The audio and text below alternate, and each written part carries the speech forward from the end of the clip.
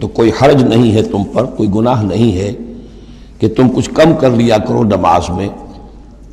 ان خفتم ان یفتنکم الذین کفروا، اگر تمہیں اندیشہ ہو کہ تم کو نقصان پہنچائیں گے کافر۔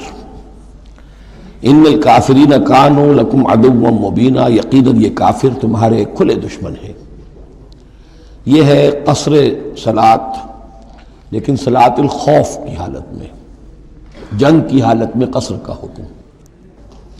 اور اس میں بھی خاص طور پر جو صورتحال تھی کہ جب حضور کے ساتھ ہوتے تھے تو اب اگر شکل یہ ہوتی کہ آدھا آدھا لشکر علیحدہ علیحدہ نماز پڑھے اور پھر حضور ایک کے ساتھ نماز پڑھیں تو دوسروں کو محرومی کا احساس ہوتا، لہذا آپ دیکھیے کہ ایک بہت عمدہ تدبیر بتائی گئی۔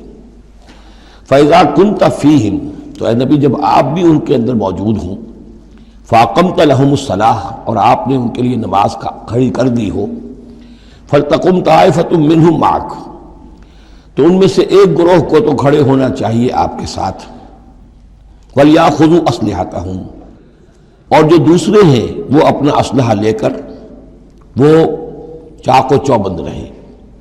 فَإِذَا سَجَدُوا فَلْيَكُونُوا مِنْ وَرَائِكُمْ، تاکہ جب تم سجدہ کرو، جو حضور کے ساتھ نماز پڑھ رہے سجدے میں جائیں تو وہ دوسرا گروہ جو ہے جو نماز میں شریک نہیں ہے وہ ان کی حفاظت کرے، کھڑے رہیں ان کے پیچھے۔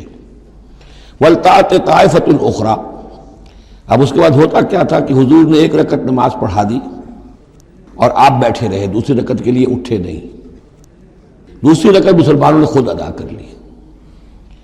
اب جب انہوں نے سلام پھیر دیا چلے گئے تو جو پہلے جو تھے جو اس وقت تک شریک نہیں ہوئے تھے وہ حضور کے پیچھے آ گئے۔ اب حضور نے ایک رکعت اور پڑھی تو ان کی ایک رکعت حضور کے پیچھے ہو گئی، اس کے بعد حضور نے ایک رکعت کے بعد سلام پھیر دیا، انہوں نے پھر ایک رکعت اور ادا کر لی۔ اس طریقے سے